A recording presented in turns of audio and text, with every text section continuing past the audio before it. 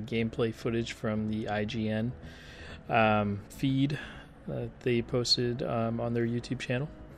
And I really just wanted to, just talk about it from a raw perspective, kind of my initial thoughts. First off, very, very excited for PES 18, just like I was for PES 17. All the new features are amazing, considering they were done, just right after PES 17. PES 17 had a lot of great stuff, but was lacking a lot of things as well, as we all know. But, seeing the way player movement is happening, the ball physics, the goalkeeper animations like there for one, the shooting hopefully is adjusted. I mean, seeing all that's just amazing. I think Konami really nailed the on the ball improvements. Okay, and so that was something that I didn't think could get enhanced, but they did it. They did it by changing the way players move, removing the big shorts. They did it by increasing the way the ball can be interacted with, making the ball even more free. If you even notice in PES and previous versions of Pro Evolution Soccer, when you would dribble, the ball would still feel like it's glued to your feet. Right, it would almost be like it's spitting back around you or in front of you. Basically, it would never be free. I can tell already from just seeing the dribbling animations that it's just more free. The ball could go anywhere. I'm excited to see some really lower league teams control the ball and see what happens and see what can be done about it. I'm really excited, and then seeing the way the players move, it's fantastic because they're not just going from a jog to sprint. They're going from walking to jogging and then to sprint. So there's a gradual increase, an incline, so to speak, of animations that occur. Granted, in this video, a lot of it is sprinting, primarily from the user, because there's a lot of space, and the word space, I don't know. I feel like I got into some trouble from Asim and Adam for talking about the space. Well, I'm sorry that I'm gonna analyze the off the ball positioning because the on the ball is great. It doesn't need to be adjusted. You guys have accomplished your goal. The problem is this off-the-ball positioning is not a product of PES 18. It's not a product of the increase of features. It's nothing to do what you're trying to improve. What it is, it's a tumor that has been there since PES 16. And that's all it is. It's been there forever, since PES 16. And then it happened in PES 17. And PES 16, I found about it too late. PES 17, I saw it very early and voiced my opinion as much as I could before the game actually dropped. Put videos up in the demo, everything. Try to make my voice heard. Joined another community, WNB, which is absolutely fantastic and have welcomed me with open arms, and I love it. And so I've been advised, I've been supported by the community I represent of Evo Web, Operation Sports, WNB. I said, don't give up. I'm not giving up. This is what I've been talking about for almost 3 years now. The positioning is the problem, guys. It's the positioning that remains. And if we pause the video here, look at this. 1, 2, 3, 4, 5. This is a little bit better than it usually is, but why are these guys holding hands on the outside? Right? These guys are finally actually trying to drop back a little bit. They're pretty much equidistant here, right? But it's actually okay. I've seen it a lot worse, and you'll see that in the video. It gets a lot worse. And please, before anybody starts to wonder if I'm have a hidden agenda or if I'm out to make Konami look bad, please, never ever the point. Konami's been a part of my life forever. PES has been part of my life forever. There's no way I would disrespect or hate on anything. And Asim and Adam have done an amazing job. It's community members like myself, and it's not just me. I'm merely the voice, that are going to help make the game even fantastic better. Because you talk about all the on the ball improvements, well, all of it's going to suck if you start to see this. It's not going to make a difference if you have all these on the ball improvements only to see a complete disconnect in the lines. Look at this. You have these players up front, and there's nothing to do. Even here, even more so, because they're on such a low, to back in all the numbers, so there's actually more defensive positioning here from Liverpool. You would expect they'd be dropped back more. Here, they're pretty neutral for Atletico. But look at this positioning. 1, 2, 3, 4, 5, 6, 7, 8, 9. That's 9 players that are completely out. They're completely out of position. They can contribute nothing to this encounter, right? As a coach, as a player, you would be kicking these guys all in the what, because you'd wonder, what are they doing? What are you contributing to this moment right now? This happens, I'd say 80% of the time in PES 16, PES 17, and I'm seeing the trend again in PES 18. Don't give me this that it's too early stuff, and then please don't tell me, oh, you have to play the game to see this. If the concept or if the concept of needing to play the game is the only way to improve it, or to actually have a legitimate opinion, then you would have to remove everybody who works for Sky Sports. You would have to remove all the coaches in the world, and all the different pundits who have an opinion, or fans that watch their favorite teams play every week. Because you don't have to play the game to see out of positions, right? I played collegiate soccer, and we had footage day. And it was after the game we played, of course, right? And now we're analyzing it. Well, look at this. It doesn't take a rocket scientist to see this and to see what could occur. A chain reaction of events. And the number one chain reaction that's going to go against the intent to make it a masterclass in gameplay is space. And you'll see that. Space for days. A disconnect between the defense and the midfield. Look at all this space.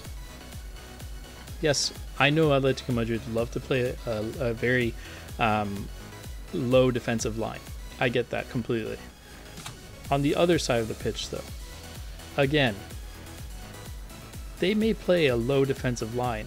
So why are they getting beat within 3 passes? Okay?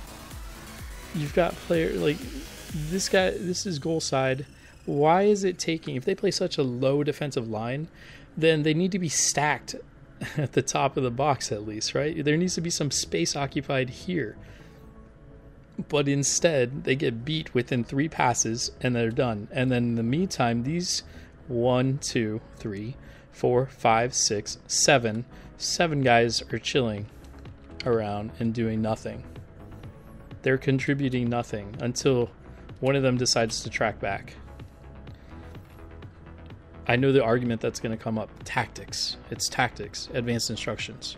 Guys, if you have tactics, that's supposed to improve the game. You don't have tactics to break the game. Right? You want to use tactics to exploit bad code? Then fine. If that's how you want to play it, then you're going to get the constant hardcore PES fans, real PES fans, who are going to say, yeah, no, this is end-to-end. This is not PES.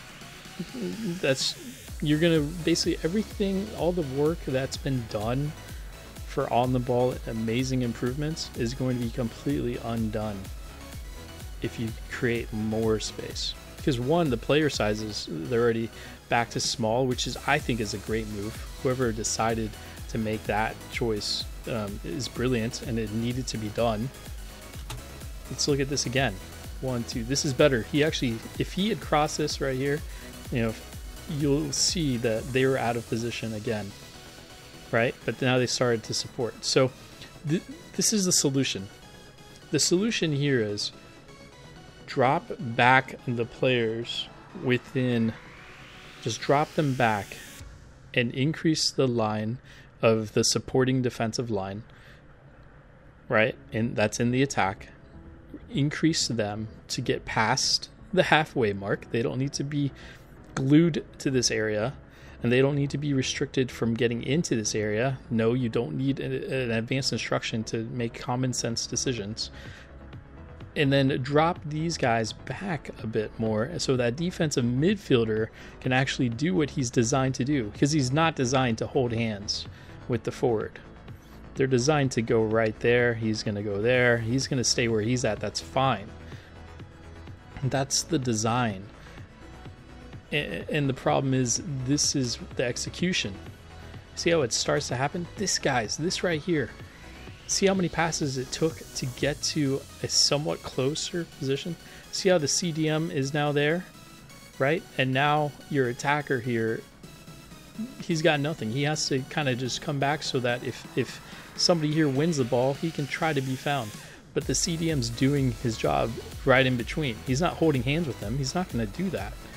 And then you've got your center backs who are actually creating space. And as you let it unfold, see how it's starting to come together? So this is a great example of how there is a chance that it can be done. It can be done. It's showing right here. The problem is this moment happens 20% of the time. And as you see it unfold, and you'll start to see this a lot more, keep that radar on. You'll see it all the time. And you'll see why people are going to be completely obliterated that gegenpress. You'll see people that try to counterattack and will be very successful at counterattacking because it's just space for days. There's a disconnect there. I'm asking 10 yards. That's all, guys. 10 yards, really, of just space. Football is all about position, field occupation, people having bodies occupying spaces, so there's resistance. There's something called defensive pride. Coaches spend more time talking about defense than they do attack, because what leads to a great attack is a great defense, right? So let's take this into consideration, guys. If you know my channel, you know what I blab on about and how excited I am about the game is really what I hope you guys take away from this, is that, hey, check on everything.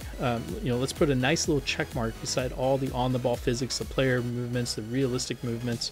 All of that's been done absolutely fantastic. But it's the off-the-ball positioning that is really going to undo all the good here, guys. That's all I want to say. And I really am just asking guys to look at it.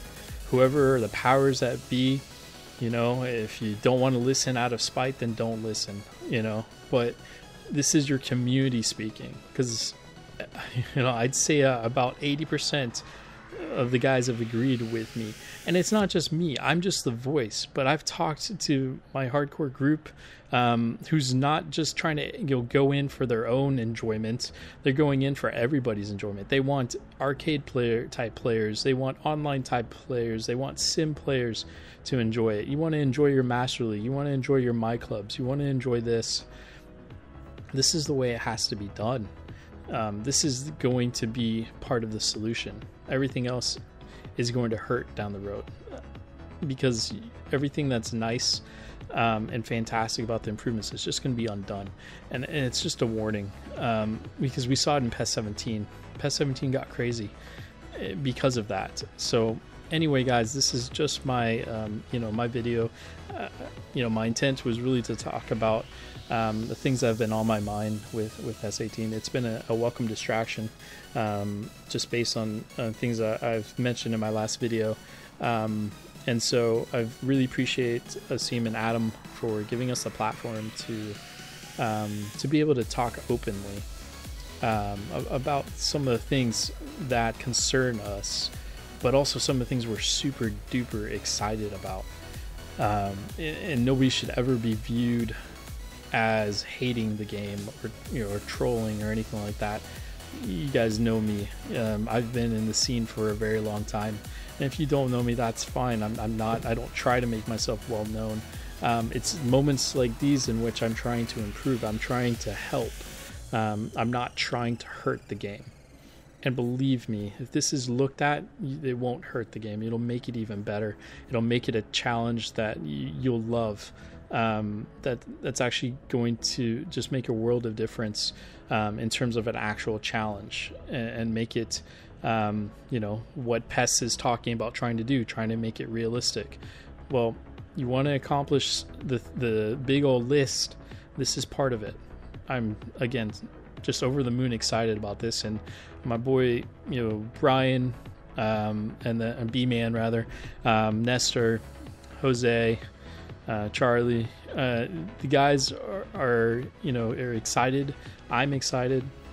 B-Man and Nestor and Jose actually played the game, and the way they've described the little things, I feel like I can't wait to see the little things in action, because you can already see a little bit here and there, and I can't wait to see that more of that and to feel it, because for the on the ball, the controller in hands, absolutely, but off the ball, we need to look at that, and that's really it. So guys, I want to thank you for listening to me babble on. Make sure to leave your comments below, like the video, make sure just let me know your thoughts. And I'd love to hear from you. I want to thank you guys again for everything. As always, take care and stay tuned. Not only see my tactics, they can also see when I'm choosing to go crazy, go hard in attack, go hard in defense, etc. That should not ever be part of the game. It's not realistic to have those options even available, to even see that by anybody.